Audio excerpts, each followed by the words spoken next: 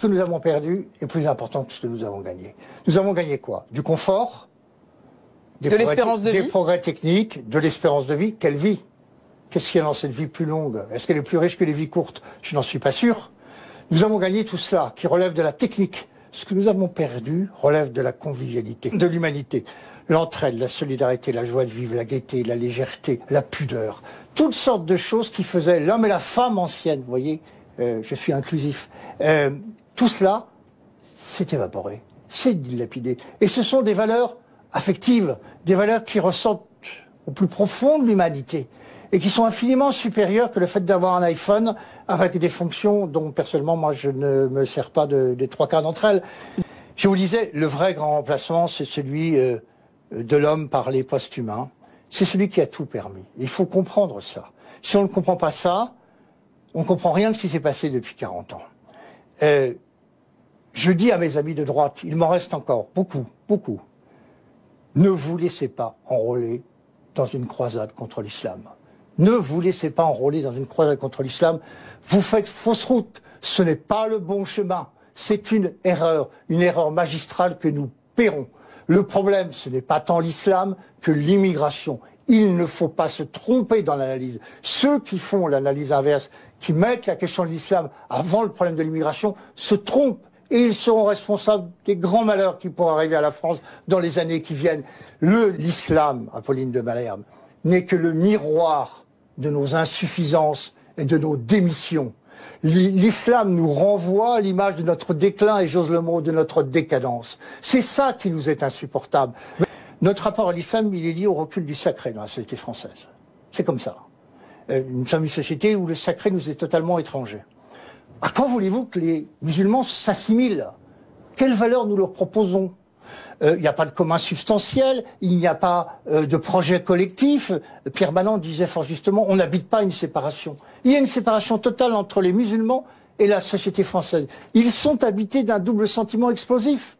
Un sentiment de supériorité en termes de civilisation. Ils nous regardent comme une... Et si je vous écoute, ils ont raison.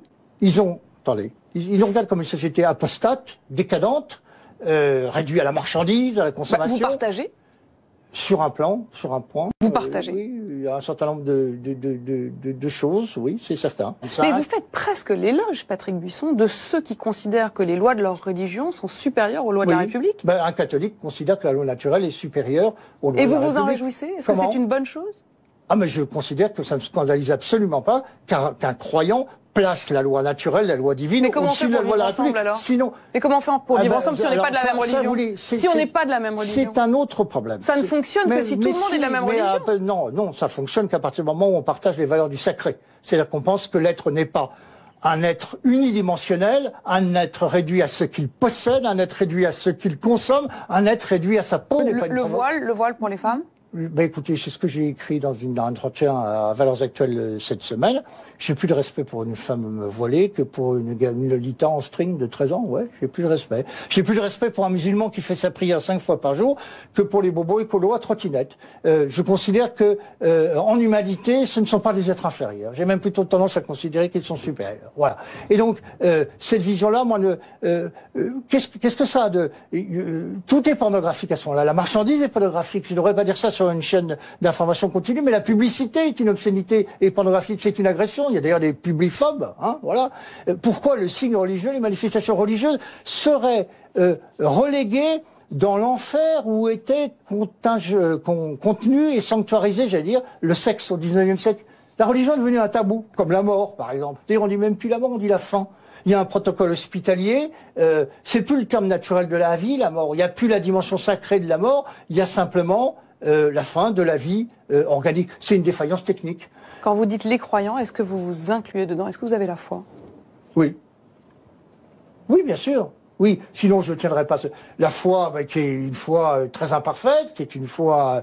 vous savez, c'est Bernanos qui disait, la foi, c'est 59 minutes de doute et 1 minute de transcendance, quoi. 1 minute où vous dites, il y a quelqu'un.